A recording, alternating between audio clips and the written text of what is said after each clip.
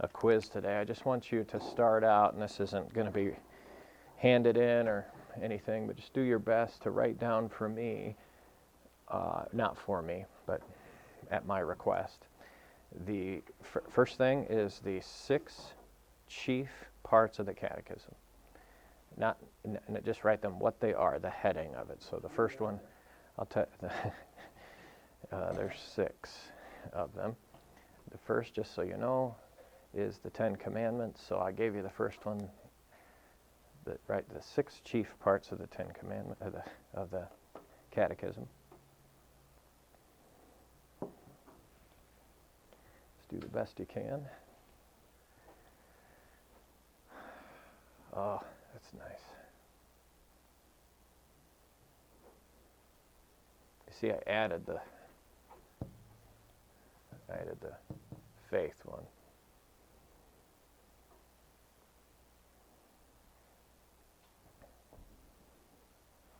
Now, if you get done with that, the next thing is to write down in order the 10 Commandments without looking.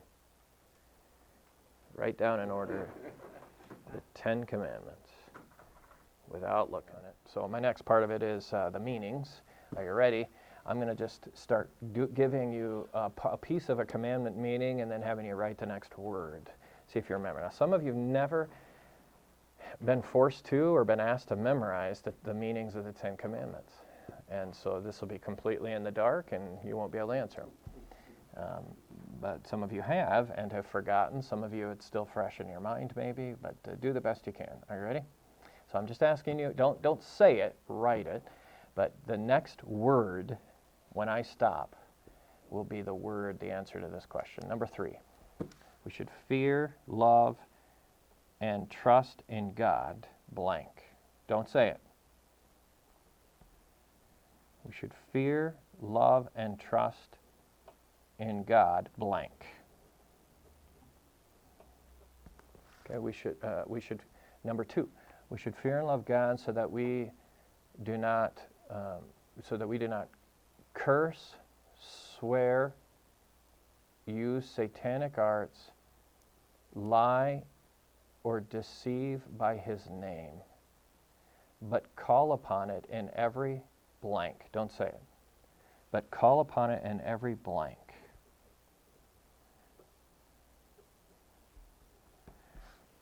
Third,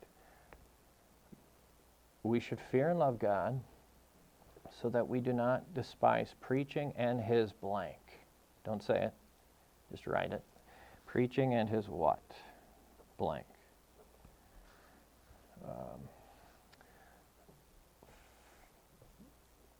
4, we should fear and love God so that we do not despise or blank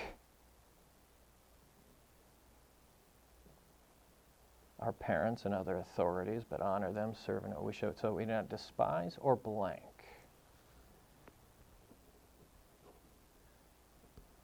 Okay. 5, we should fear and love God so that we do not hurt or blank our neighbor in his body. So that we do not hurt or blank our neighbor in his body. Number 6, we should fear and love God so that we lead a sexually pure and decent life. I forgot. So we do not lead a sexually pure and decent life. So we lead a sexually pure and decent life in what we say and do, and blank.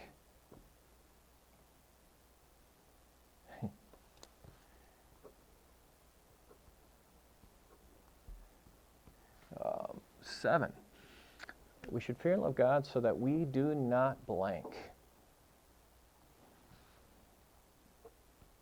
That's a hard one because I just asked you the money word. The money word is the first word out of the gate. Typically, if you can get the money word, you can get the rest of it. So, next, we should fear and love God so that we do not tell lies about our neighbor, slander him, blank him, or hurt his reputation. So we tell lies about our neighbor, slander him, blank him.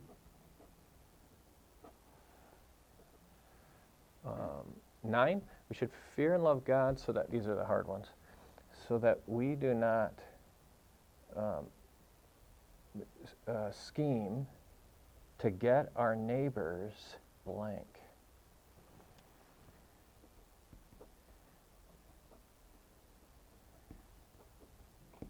And then number 10, finally, we should fear and love God so that we do not entice or force away our neighbor's wife, workers, or animals, or turn them against him, but blank.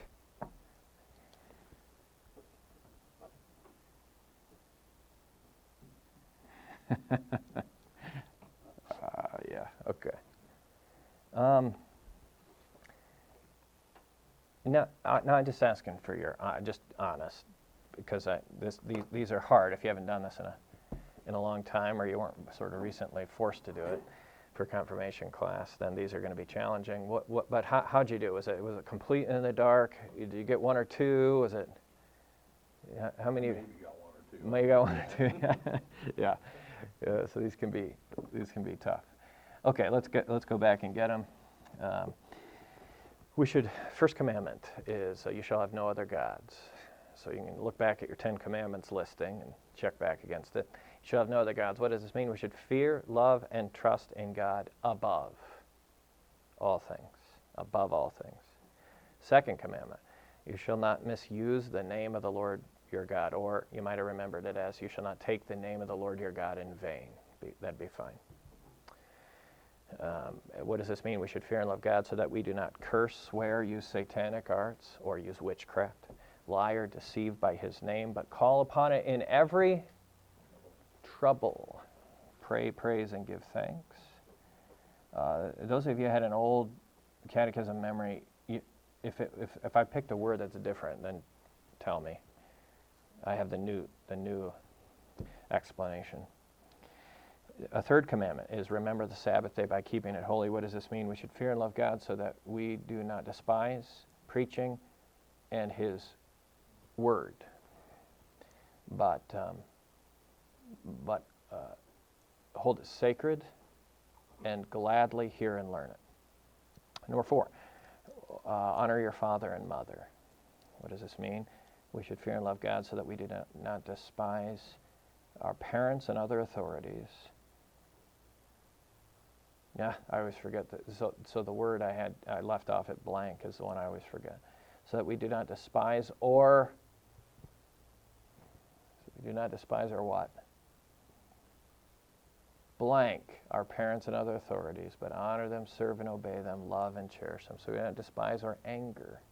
Do not despise our anger.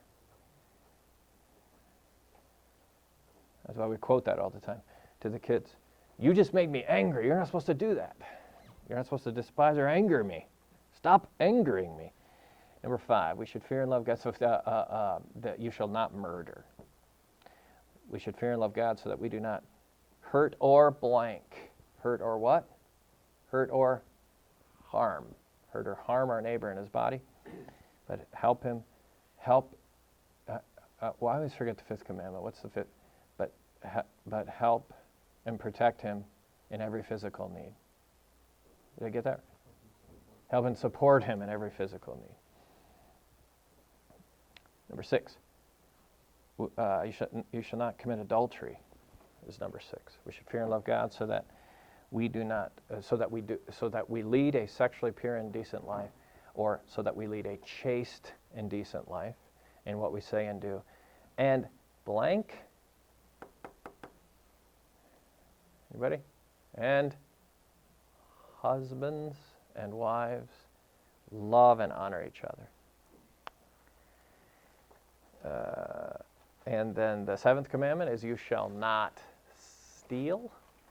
We should fear and love God so that we do not, and then the money word, so that we do not what? Take. So that we do not take our neighbor's money or possessions or get them in any dishonest way, but help him to improve and protect his possessions and income. And number 8 is you shall not give false testimony against your neighbor, or you shall not bear false witness against your neighbor. What does this mean? We should fear and love God so that we do not tell lies about our neighbor. I got it wrong, didn't I? Because I said slander him. It's betray him, slander him. Okay, so whatever it is, I said slander him. So if you didn't get that one, that's because I got it wrong. It's so we not tell lies about our neighbor, betray him, slander him, or hurt his reputation. I put the slander before the betray. But defend him, speak well of him, and explain everything in the kindest way, and put the best construction on everything. Number 9, number 9 is you shall not covet your neighbor's house.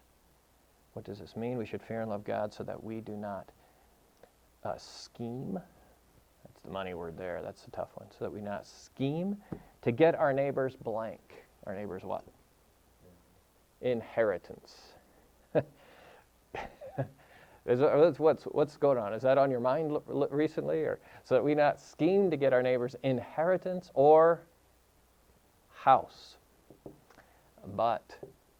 or get it in a way which only appears right, or get it, by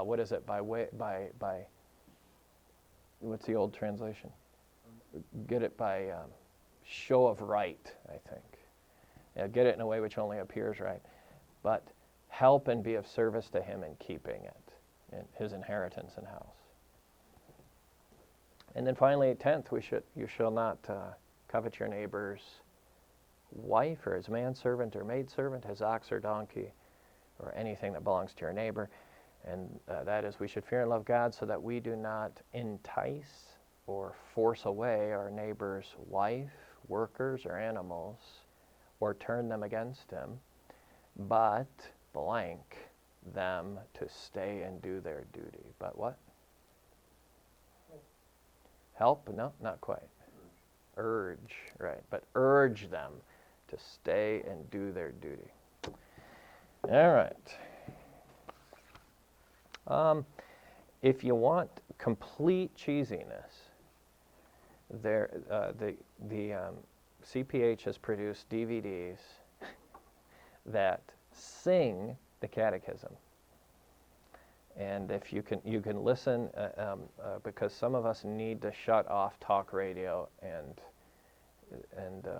stop listening to the noise. And if you want to do something that's edifying, you can listen to these really cheesy musical renditions of the catechism. And you'd memorize them just by listening to the music. And they're terrible. But by the time it's done, you'll get them. The kid, yeah, they do. It's a choir, fairly well, pretty good choir, singing parts of the catechism that somebody just put to meter. But the catechism wasn't written to be sung. I mean, Luther wrote it to be memorized. Luther oftentimes used alliteration and techniques to try to help, but as it makes it across to English, it's not as easy. You still have things like, so that we do not hurt or harm. That's, so those are helpful little things, but most of it's not helpful. But so the music part of it is helpful. We should fear and love God so that we do not hurt. I can't. Thomas probably remembers it irritatingly. You do too. I bet you do. How's it? What's one that I can remember? Anyway. So it's worth just memorizing. I remember a doctor, what's the guy's name? He's in heaven now, and he's an antinomian, so Nestigan. Dr. Jim Nestigan used to go on his morning walks with his dog or whatever, and he would meditate on his walks on the 10 Commandments and their meanings.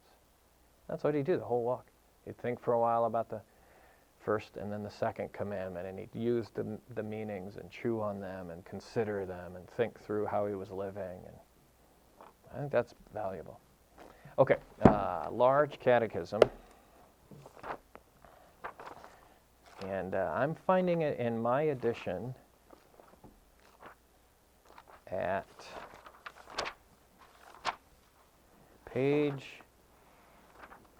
number. Are we going for the Sixth Commandment? Yeah, Sixth Commandment, 381. 381. 381.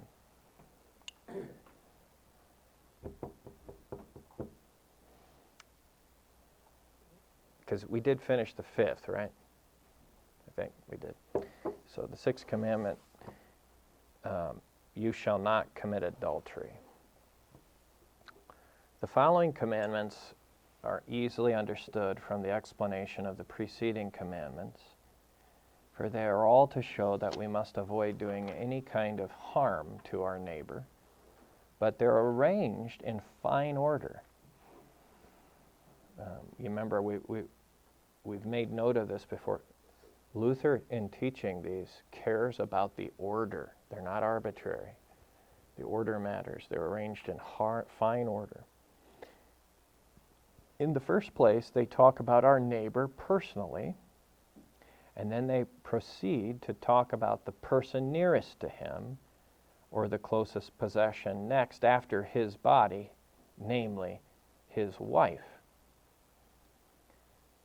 She is one flesh and blood with him, so that we cannot inflict a higher injury upon him in any good that is his.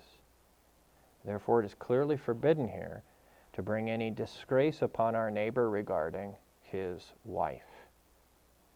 The commandment really takes aim at adultery, because now I might pause here and explain.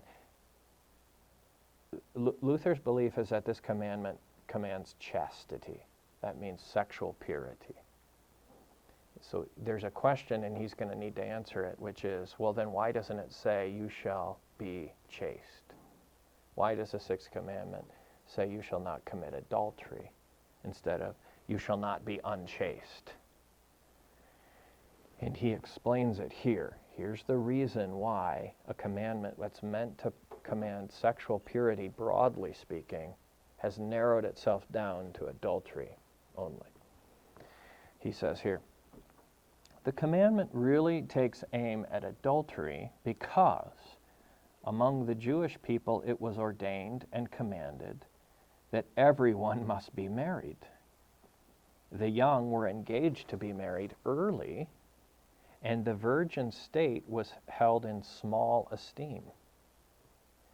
Yet neither were public prostitution and lewdness tolerated as now. Therefore, adultery was the most common form of unchastity among them. So if you were to say amongst the Jews in the Old Testament, if you were to say inchastity, what's the first thing that would come to their mind? Cheating on your spouse, adultery. But Luther says that's because everyone was married, and they were married from a very young age, say as teenagers. So they didn't really, and he said prostitution and lewdness. What's lewdness today? Quick, simple, what's lewd? Is public lewdness permitted in our day? Absolutely. I can get on any computer I want to and look at absolute, horrific, ungodly, disgusting lewdness. And Luther says, unbelievable. They would never permit prostitution or lewdness. And yet we permit it and oftentimes openly encourage it. He said that wasn't even a thing for them. You know, their eyes weren't constantly tempted to be looking at things they shouldn't be looking at. There was no prostitution. So if you were going to go out and be unchaste, the likelihood is that you were going to commit adultery, cheat on your husband or wife. And that's why this Sixth Commandment narrows itself to that. But he says the thing applies to all the other stuff as well. Does that make sense? Okay, so 202. But among us there is such a shameful mess, and the very dregs of all vice and lewdness. Therefore this commandment is directed against all kinds of unchastity, whatever it may be called. Not only is the outward act of adultery forbidden, but also every kind of cause, motive, and means of adultery. And then the heart, the lips, and the whole body may be chaste and offer no opportunity, help, or persuasion toward inchastity. Not only this, but we must also resist temptation, offer protection, and rescue honor wherever there is danger and need. We must give help and counsel so as to maintain our neighbor's honor. For whenever you abandon this effort, when you could resist unchastity, or whenever you overlook it as if it did not concern you, you are as truly guilty of adultery as the one doing the deed. To speak in the briefest way, this much is required of you. Everyone must live chastely himself and help his neighbor do the same. So by this commandment, God wishes to build a hedge round about and protect every spouse so that no one trespasses against him or her.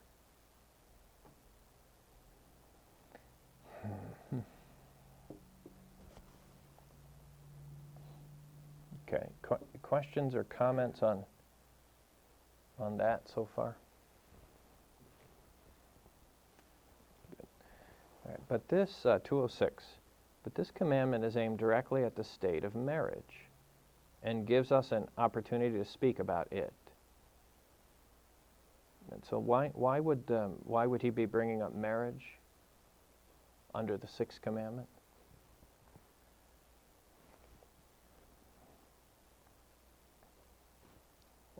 Why is marriage in why do we got that here?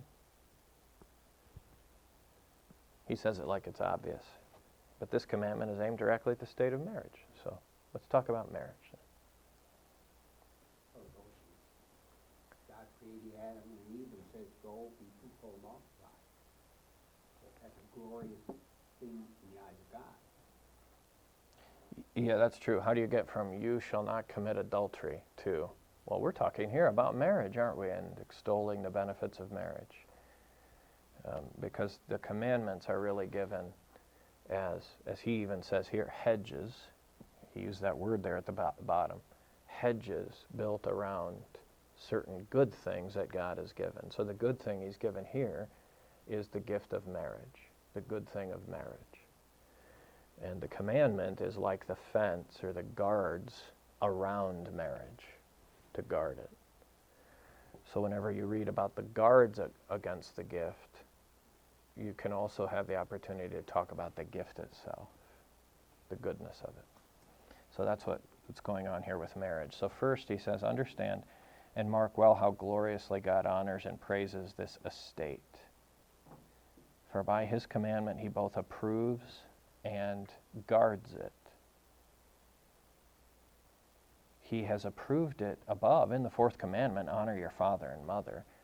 But here he has, as we said, hedged it about and protected it. Therefore he also wishes us to honor it and to maintain and govern it as a divine and blessed estate, because in the first place he has instituted it before all others. He created man and woman separately, as is clear, but this was not for lewdness, but so that they might live together in marriage, be fruitful, bear children, and nourish and train them to honor God.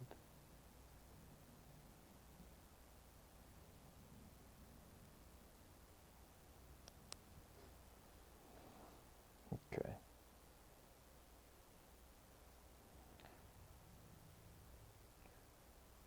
What, according to that, to the end of that paragraph, is God's main purpose for creating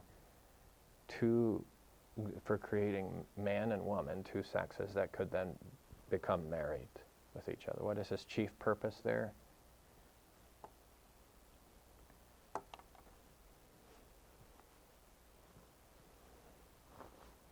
So that two people could be friends, befriend one another, and be like a team in life, right? Wrong. so that two people could enjoy one another, especially sexually, right? Wrong. What's the chief purpose? You just read it. Live together in marriage. To have a family. Now, the family starts with a husband and wife. So when you have already a husband and wife, you have a family, but the Lord does ultimately then want or design for there to be children that would come from that. So he loves families, and families are to be regarded highly, and that's the way this is spelled out. That's the way the Bible, I think, spells it out. That, of course, everything I just listed before, that doesn't mean that's a minor thing. It's only, not minor, but secondary. Actually, that's not typically. So being a friend, befriending one another, being lifelong companions, that's all beautiful. Paul discusses that in Ephesians 5.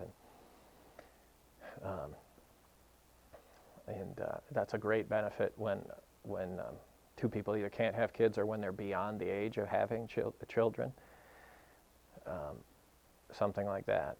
Nevertheless, Luther says the chief purpose of marriage is family. This maybe is why it's not such a scandal. Or if you would dwell upon that for a while, it's not such a scandal that when we go to heaven, we're not married anymore. Because in heaven, God doesn't have the intention of, that we can tell anyway, of creating new people. So he doesn't have, in that sense, new babies in heaven, and therefore the institution of marriage is needed for this world where there's new people, procreation, but not in heaven. Okay. Yes? Do we do it with 21 years after you were saved, do we do it dishonor to what Luther here, or the explanation, he says, to raise them to also fear and honor God? Whereas I've learned that a lot of parents, young parents, they say, well, that's the pastor's job. Oh, yeah, You know, yeah. We'll raise them, feed them, clothe them, get them to church or to confirmation class, but it's not our way. You know, I've always struggled with that. You know, I like the fact that here, you know, I've seen a better results where parents have stayed with confirmation class. Yeah, and that's so hard to get them to also be a part of it, so they can carry on that ongoing instruction at home. Mm-hmm. It's almost like, nope, here they are, here's yours. Are we doing a disservice by taking that away from the parents? Yeah, maybe.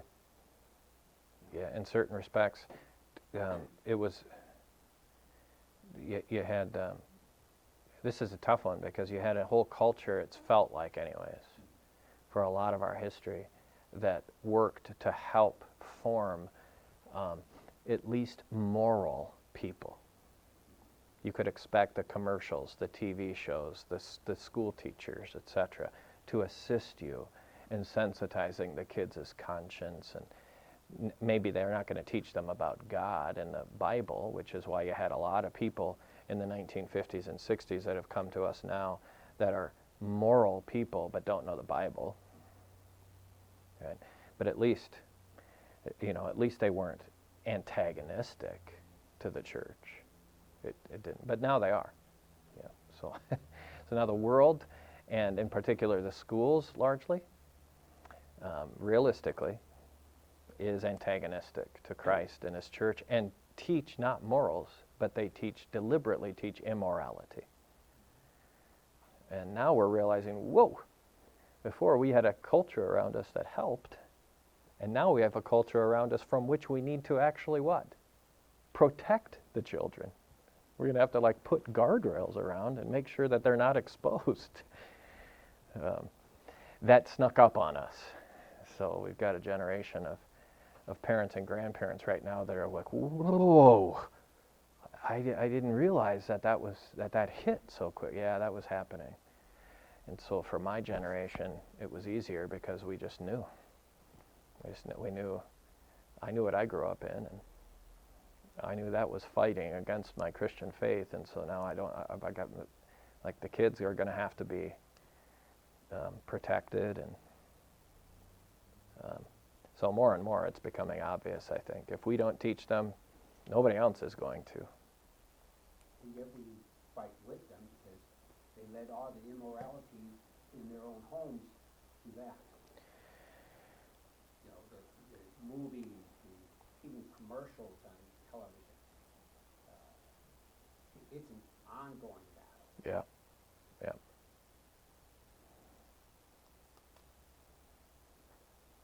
Well, 208. Therefore God has also most richly blessed this estate above all others. Back to marriage. In addition, He's just bestowed on it and wrapped up in it everything in the world, so that this estate might be well and richly provided for. Married life is therefore no joke or presumption. It's an excellent thing and a matter of divine seriousness.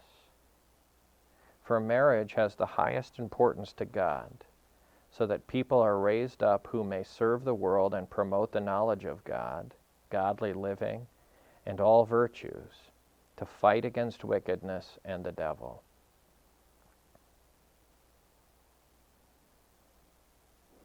I've always taught that this estate should not be despised nor held in disrepute, as is done by the blind world and our false church leaders.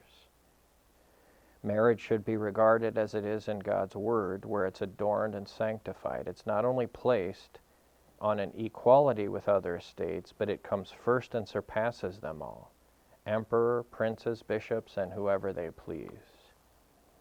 For both church and civil estates must humble themselves and all be found in this estate, as we shall hear. Therefore it is not a peculiar estate, but the most common and noblest estate that runs through all Christendom. Yes, it extends through all the world. Okay. In the second place, now so notice that that whole from paragraph 206, if you're keeping notes, there is a outline here. It says there in paragraph 206, see there are a few lines down. First, understand and mark how gloriously God honors and praises this estate. So is this a noteworthy and godly, praiseworthy estate, the estate of marriage? Yes. In the second place, paragraph 211, so now you can kind of circle the word second so you can see the outline there.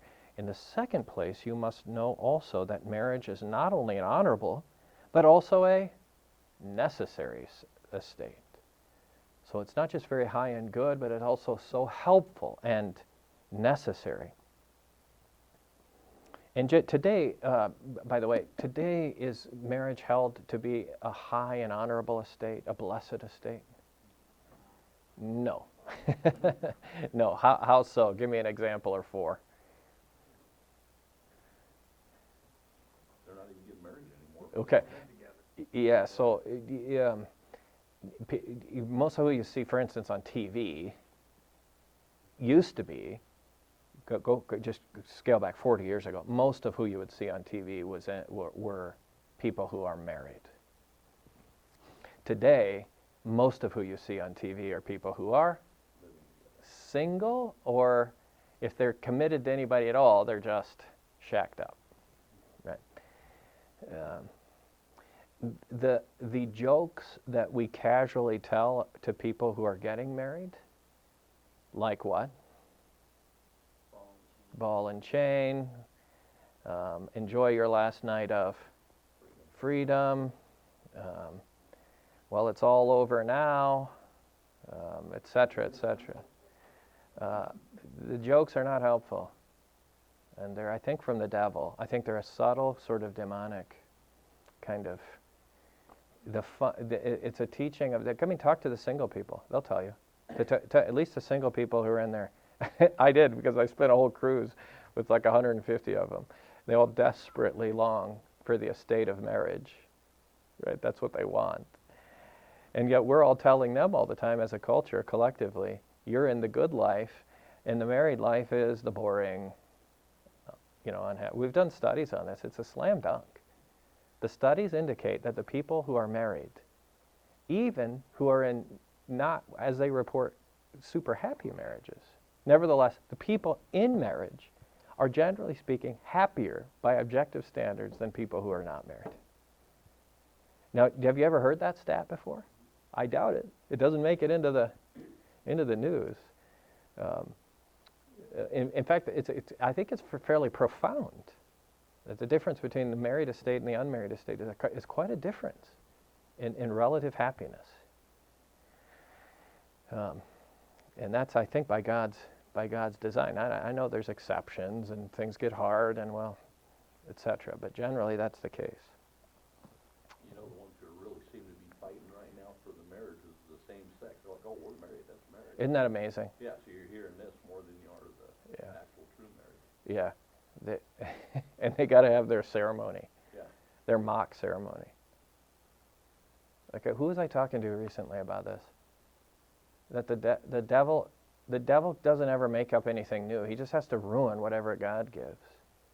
So it's not like why can't, like if you just want to have sex with other men, right, then just go, why not just go do your lewd, disgusting stuff behind closed doors? But instead, you have to dress it up in Christian ceremony and come to an altar and have somebody there with a robe on and blessing it. And even though you don't believe in Jesus and you've long since rejected him, you still got to have the ceremony and all that. Just like, why are you making believe? Why pretend? And yet it's like they know they're borrowing. Anyway, sorry, I'm getting into philosophy. Okay, needless to say, the devil has captured our imagination against marriage today, and we need to. I think perhaps might just be one more note. That we will do a favor to the world and the culture when we rejoice in marriage, when marriage is seen by the world. I mean, they're not going to see it on TV, in the magazines or something, and Google's is not going to promote it. But if they would just see us and our married lives together, they ought to see what kind of people. People that are fulfilled and joyful and have fun. And it should look quite interesting and drawing. And when we have our weddings, we should have wine and dance. It should be joyful, right? So that the world can see this is really a good time, because it is.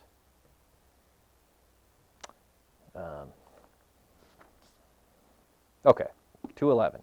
In the second place, you must also know that marriage is not only honorable, but also a necessary state. In general and in all conditions, it is solemnly commanded by God that men and women who were created for marriage shall be found in this estate. Yet there are some exceptions, although few, whom God has especially set apart. They are not fit for the married estate, or there are individuals who he has released by a high supernatural gift so that they can maintain chastity without this estate. Can you explain that now? Yeah, good. Okay, so I don't remember Luther or anybody ever talking about this, except here. I could be wrong. Maybe I need to do more reading. It's really clear that God wants people to be married, with exceptions. In fact, in 1 Corinthians chapter 7, St. Paul's going to teach that the single life is also godly. In fact, that the single life is higher, in a sense, in its capacity to serve the neighbor than even married life is. Yeah, he teaches that in 1 Corinthians 7, and you can go back and review that. So we aren't despising single life here. However, whether a person becomes married or remains single really isn't as much up to the person as it is up to God and his special kind of giving of gifts. So even in 1 Corinthians 7, Paul says that it is a gift for a person to be able to remain single and chaste. Now, chaste just means to be sexually pure. And what Paul is teaching there is that most people are not given the gift of chastity outside of marriage. Meaning, most people don't have the gift of being able to be single. They not only have a sexual desire, which I think he gives to virtually everybody, even if he gives them the gift of singleness, but it's not controllable to the point where they could maintain their chastity apart from marriage. So you either then have a decision, right? If you've been given the gift of chastity, if you've been given the gift of, let's say, celibacy, you don't need a wife or a husband. Paul says then you should stay single, actually. If you can handle it, you should stay single. But if he has not given you the gift of celibacy, then you should get married, Paul says. However, Luther adds one more category here. He says here, notice, there are some exceptions, plural, whom God has especially set apart. They are, one, not fit for the married estate, or there are individuals whom he has released by a high supernatural gift. Now, that's the one we were talking about already, and that's 1 Corinthians 7. What about the fit part? The fit part is one that I haven't heard. That's the new thing. And but as soon as he says it, Luther, I think, is not drawing this from the Bible so much as he is from just practical experience. And it must just be that he can recognize that there's certain individuals in the world who just aren't, that maybe they aren't given the gift of celibacy, but they sure also aren't given the gift of marriage. They would not make a good husband to anybody, or a good wife to anybody, probably. So what is this fitness? I don't know. But I think I know it when I see it. There are individuals that are. It's tough to see them, maybe getting married, and which is fine, but it would be. Beyond that's most I can do. Do you know what I mean? Do you know what Luther means? It's probably this isn't. You're not probably marriage material, but I so much want a wife or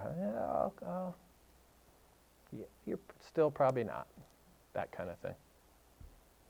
Yeah, Cal. The word necessary, can you explain? I'm not clear on that. Got to find where you're at. 211, the first sentence. Oh yeah, good. Necessary. It's a necessary state. That would mean, what he's talking about here is marriage is good and honorable. It's also helpful. So you might be able to say, instead of necessary, you could say helpful. And what's it helpful for? It's helpful for men and women to battle against sexual temptation. So I don't have the gift, me personally, I don't have the gift of celibacy. God has not given that to me. And therefore, for me to remain chaste or even to approximate chastity, I need to be married. It's necessary.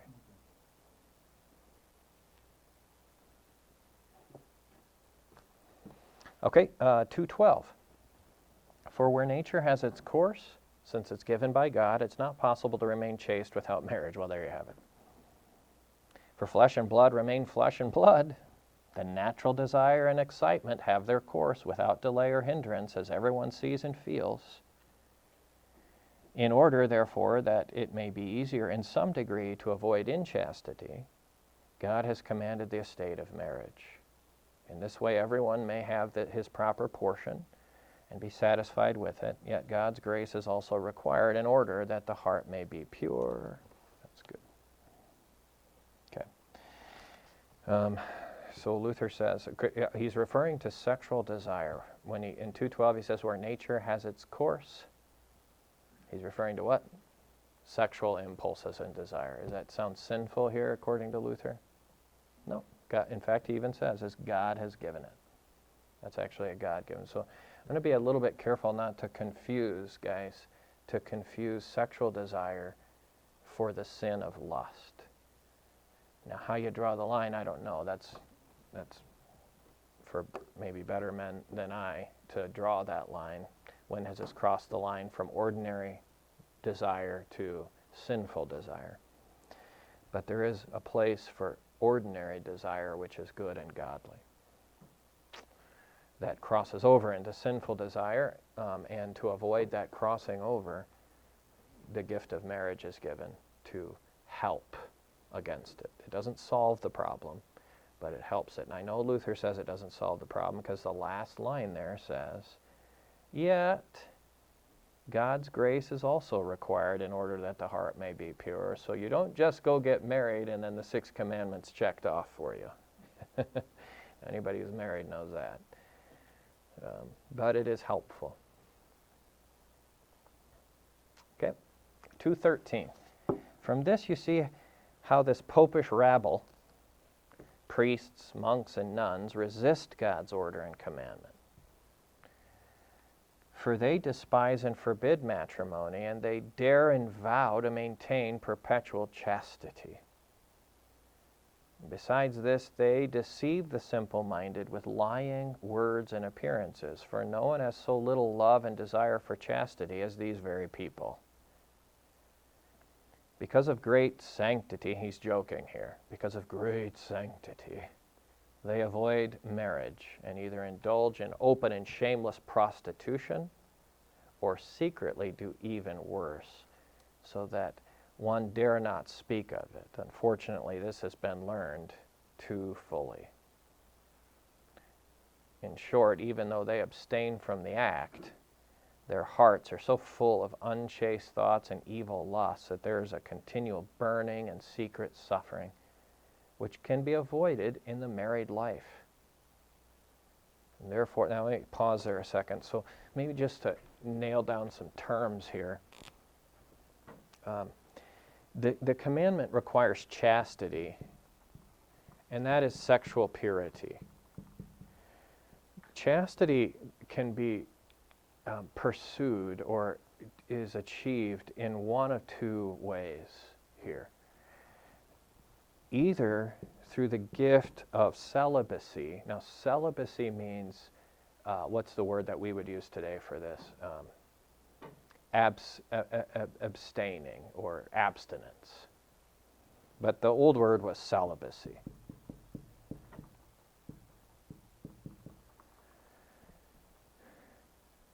Or, so you either go down the celibacy route or what route? Marriage.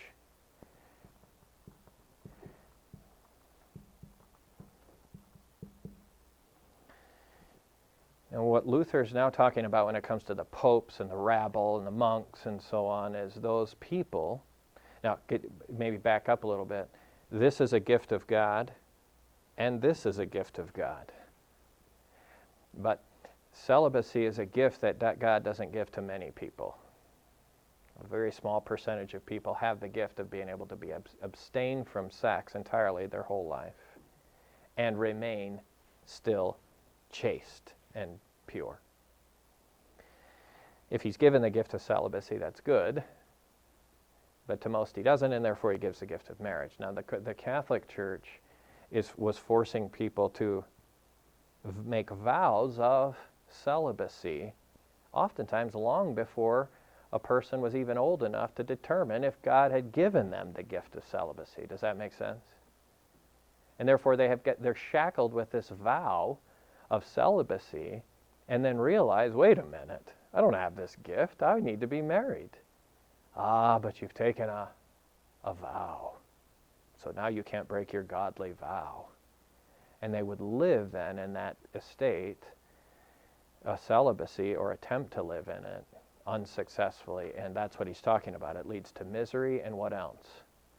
He just listed a bunch of things. That's what that leads to. What does it lead to? Open prostitution. Secret things. So Luther says all sorts of secret things, but actually it's not secret because everyone knows what's going on. He says in the top of top of that column, unfortunately, this has been learned too fully. It's everyone knows how the monks and the priests and the nuns are actually secretly doing all kinds of nasty things that they shouldn't be doing. It's because they're trying to, when they should just be what? Married. So when he says they are despising marriage, it's because they're elevating their human vow of celibacy over the God-given gift of marriage. Does that make sense? That's why he's so frustrated. To this day, Catholics will still sideline Luther for breaking his vow of celibacy. And it's one of the worst things Luther did for a Roman Catholic. Is he made a vow to God and then broke his vow and got married. They sometimes even just sideline him as some sort of a sexual deviant or something. He just couldn't control his flesh. Well, if they'd have read 1 Corinthians 7, this would make more sense. Okay, 2:16 then. That's what's behind all of this. So 2:16. Therefore, all vows of chastity outside of the married state are condemned by this commandment. Free permission to marry is granted. Indeed, even the command is given to all poor ensnared consciences that they have been deceived by their monastic vows, abandon the unchaste state, and enter the married life. They must consider, so he's saying, not only may you poor people leave your vows of celibacy, you what? You have to. You should and you must enter the married life to keep the commandment. Okay, they must consider that even if the monastic life were godly, it would still not be in their power to maintain chastity. And if they remain in their monastic vows, they must only sin more and more against this commandment. Okay, 2:17. Now I speak of this in order that the young may be guided so that they desire the married estate and know that it's a blessed estate and pleases God. Okay, so we should teach the young people to cherish the married estate. That is one of the goals of Luther here. The young people should come to yearn to be married. That's a good thing. Okay. For in this way, over time, we might cause married life to be so like we don't say, oh well, come on, don't you think you should enjoy your single life for a while? Why? You only get one life or whatever.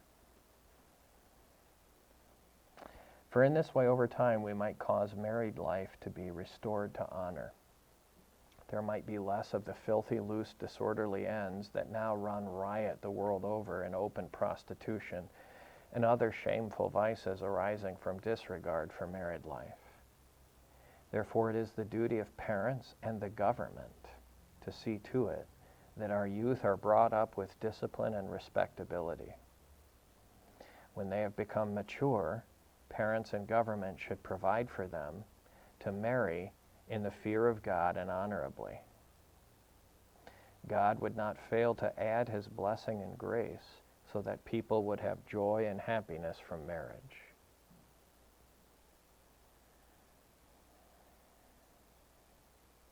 Let me now say in conclusion what this commandment demands. Everyone should live chaste in thought, word, and deed in his condition. That is especially in the estate of marriage, but also everyone should love and value the spouse that God gave to him.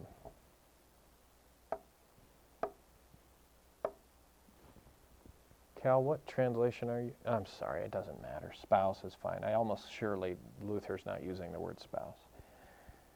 For where marital chastity is to be maintained, man and wife must by all means live together in love and harmony. Then one may cherish that. So let me just pause here so you can note what happened. Luther had been saying the married life is good, one should strive to enter it, and now he's addressing people who are already in the estate of marriage. So for very brief, just this last little bit, he's talking to people who are in marriage now. So back again to the very top of that column, which is where most of us are. But also, everyone should love and value the spouse God gave him. For where marital chastity is to be maintained, man and wife must by all means live together in love and harmony. And then one may cherish the other from the heart and with complete faithfulness. For harmony is one of the principal points that enkindles love and desire for chastity. So that where this is found, chastity will follow without any command. What do you think Luther's saying there? What's he getting at?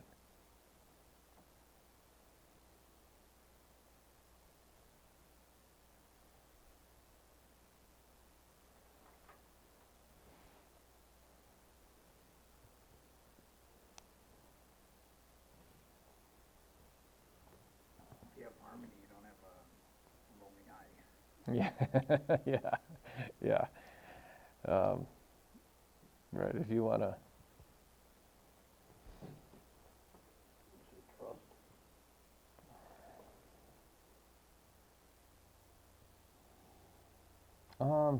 I think he's not urging trust. That's one of the components of marriage that I've struggled with.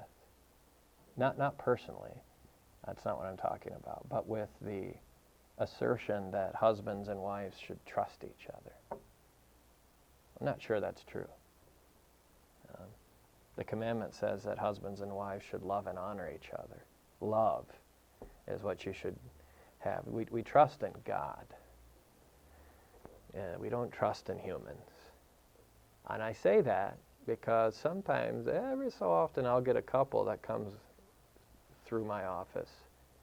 And she'll say, well, he's been da-da-da-da-da. And I say, have you been doing that on your phone, or have you been flirting and something? She seems to think you've been having a roaming eye. And then he says what? Her main problem is that she should what? Well, yeah. Well, that she, yeah. He doesn't say that to me, Cal. That's what he says to her after. No, what he says to me is, she should trust me. She doesn't trust me. Oh, no. Yeah, what do I say? No, she doesn't owe you trust. You owe her what? Accountability. She should be able to look at your phone. She should know where you're at. She should be able to track every step you take, because she has no need to trust you. And you shouldn't trust her. What you should do for each other is what? Love each other. And yeah, try to earn each other's trust. There's a certain point where it's unhealthy, obviously, but that's what I'm... So I think though Luther is saying, look, if you want chastity to be aided effectively inside of marriage, you should try being nice to each other, living in harmony. Because where you're nice to each other and considerate of one another, it tends to be that chastity is aided. And I think you know what Luther means. And so if you're complaining that your marriage isn't aiding you in your fight for chastity, then maybe it's because you aren't very nice to each other. Anyway, that's Luther's marital advice. Therefore, St. Paul, 2:20, therefore St. Paul diligently encourages husband and wife to love and honor one another. And here you have again, precious indeed, many and great good works. You can joyfully boast about them against all churchly estates chosen without God's word and command. This is such a beautiful thing. You don't want to just skip by this last part. I know it's kind of, Luther talks this way, but he says this is just such a blessed estate that we live in to be a Christian. Because being a Christian, God just sets us to all kinds of good works We're not very good at doing them, but we sure know what to do, and we have our hands full of doing them. And anytime we do them and work at them, we can know that we're doing God-pleasing things. So when we're just working at home to try to be nice to our wives and to serve her in quiet, kind of humble ways, and she never says thank you. Like she never. Still, when we're doing that, we're doing God, but God is very pleased with us in that work. He's delighted with that work. And when we're fighting against sexual temptation, when we're working against, wandering eyes and setting goals and limitations on what we're looking at and that kind of thing, when we're doing that sort of thing, fighting for our marriage inside of marriage, that seems like gruesome, dirty kind of, I shouldn't have to, that is beautiful, God-pleasing work. And He forgives our weaknesses and then says, keep at it. Right? And when if we're in the single life and we're fighting for faithfulness and celibacy, what we're doing there is in fact loving the Lord, certainly, but even any future wife that we might have, something like that, then that's also quite beautiful and godly good work. So he says that. This is so good. This is so much higher than the monastic good works. Okay. Well, we're not going to get into the seventh today, I don't think. The seventh commandment's about property and stealing and money, and so this will be helpful. It's going to get into work, how you work, and your diligence in work. It's going to get into, are you allowed to lend money on interest? Like put money into a savings account, an interest-bearing savings account. It's going to get into how you should conduct, sort of private affairs when you're selling and buying things. It's really, I think this is actually a very important, the seventh commandment, Luther is especially good on. I think fourth is so great, but the seventh is really important, I think.